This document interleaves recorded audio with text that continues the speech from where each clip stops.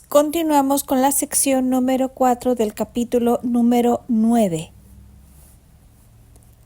Historia de Candace. Candace apenas llevaba un año saliendo con su pareja y la relación ya estaba haciendo aguas. Tras vivir los primeros meses juntos, ella y su novio se pasaban todo el día peleándose, acusándose por nada, desconfiando el uno del otro constantemente y echándose la culpa sin cesar. Como ambos se sentían celosos e inseguros, su comunicación era frustrante, por decirlo de alguna manera suave. Los dos se sentían acosados por expectativas que el otro no podía satisfacer ni por asomo.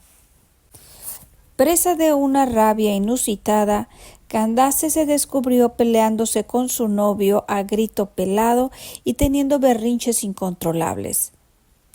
Esas trifulcas le hacían sentir más inútil, victimizada e insegura aún. Esta forma de comportamiento era nueva para ella. Antes nunca se había sentido tan enojada, frustrada o disgustada, y en sus 28 años de vida jamás había tenido una sola rabieta. Pese a intuir que no era bueno para ella seguir en esa situación, Candace estaba enganchada emocionalmente a su relación malsana. Y con el paso del tiempo su adicción a estas estresantes emociones se convirtió en su nueva identidad.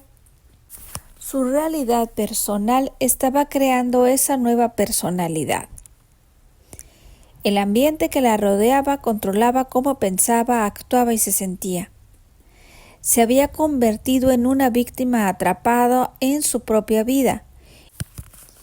Inundada por la poderosa energía de las emociones de supervivencia, empezó a actuar como una adicta, necesitando el subidón emocional de esos sentimientos y creyendo que había algo a su alrededor que le hacía sentir, pensar y reaccionar de una determinada manera.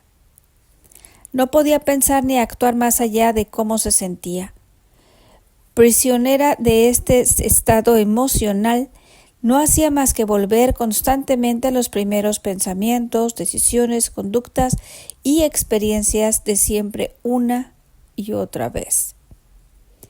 Candace estaba en realidad usando a su novio y a todas las condiciones de su mundo exterior para reafirmar quién creía ser. Su necesidad de sentir enojo, frustración, inseguridad, falta de valía, miedo y victimismo estaba vinculada con aquella relación. Aunque la situación no le sirviera para alcanzar su mayor ideal, le daba demasiado miedo cambiar para atajarla. A decir verdad, se llegó a apegar mucho a esas emociones porque reforzaban su identidad. Prefería sentir esos sentimientos tóxicos constantemente antes que dejar la relación y aceptar algo nuevo para pasar de lo conocido a lo desconocido.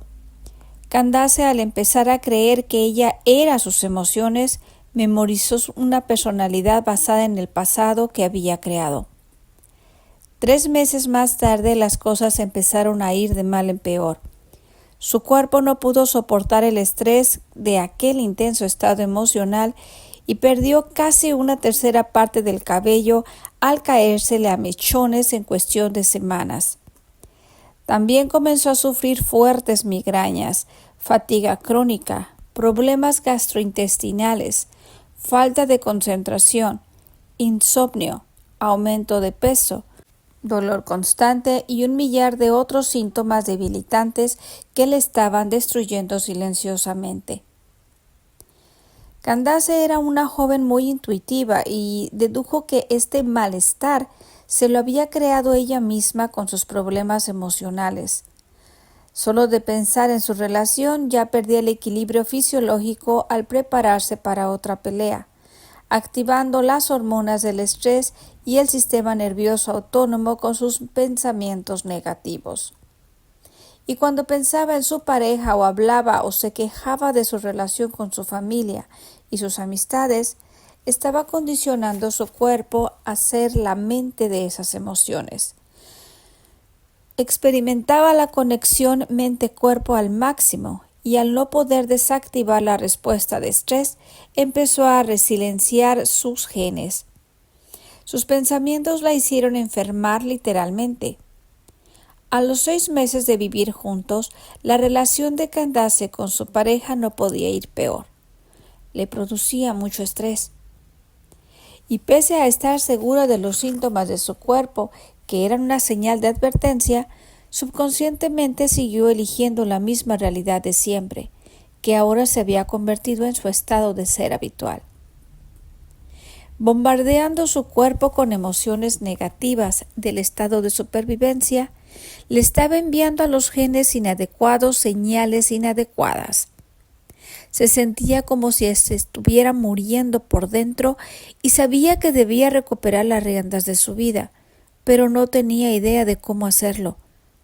Siguió con su novio 1 año más al no reunir el valor para dejarlo, viviendo a todas horas llena de rabia y resentimiento. Tanto si tenía o no derecho de sentir estas emociones, Candace veía cómo su cuerpo lo estaba pagando. Muy caro. Candace paga las consecuencias. En noviembre del 2010, cuando por fin fue a ver a un médico, le diagnosticaron la enfermedad de Hashimoto, también conocida como tiroiditis de Hashimoto o tiroiditis linfocítica crónica, una enfermedad autoinmune que se caracteriza porque el sistema inmunológico ataca la glándula tiroides, produciendo el hipotiroidismo, tiroide hipoactiva, con brotes ocasionales de hipertiroidismo, tiroide hiperactiva. Los síntomas de la enfermedad de Hashimoto son aumento de peso, depresión, manía, intolerancia al calor y al frío, embotamiento, fatiga crónica, ataques de pánico, ritmo cardíaco anormal, hipercolesterolemia, bajo nivel de azúcar en la sangre, estreñimiento, migrañas, debilidad muscular, rigidez articular, calambres, pérdida de memoria, problemas visuales, infertilidad y pérdida de cabello, muchos de los cuales los sufría Candace. Durante la consulta, el endocrinólogo le dijo que su enfermedad era genética y que no había nada que hacer. Padecería la enfermedad de Hashimoto el resto de su vida y debería tomar medicación para la tiroides indefinidamente, porque el conteo de sus anticuerpos nunca cambiaría. Pese a descubrir más tarde que no tenía antecedentes familiares en cuanto a esta enfermedad, la suerte parecía estar echada. Recibir un diagnóstico le dio a Candace el inesperado regalo de tomar conciencia de la realidad. Saltaba a la vista que necesitaba una llamada de atención, y ahí la tenía. El deterioro físico de su cuerpo la había hecho reflexionar en el pasado y ver la verdad de quien había estado siendo. Comprendió que ella había creado la enfermedad autoinmune que la estaba destruyendo lentamente a nivel físico, emocional y mental.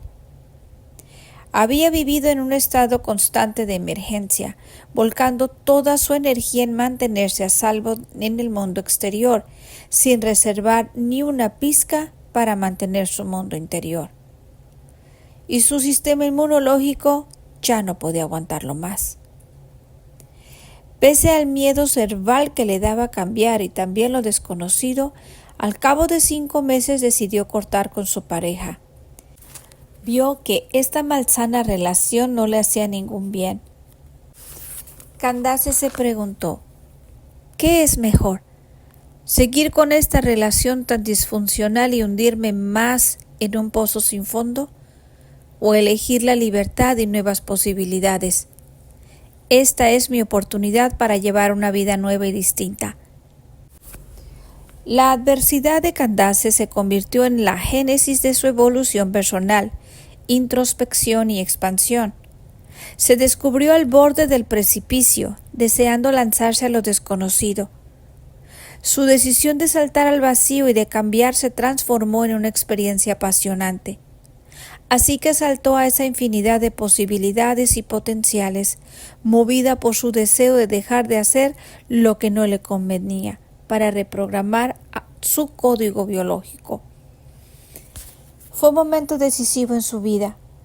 Como había leído mis 2 libros anteriores y había asistido a uno de mis primeros talleres, sabía que si aceptaba su diagnóstico y las emociones del miedo, la preocupación, la ansiedad y la tristeza que le causaba, se autosugestionaría y creería solo en los pensamientos afines a esos sentimientos.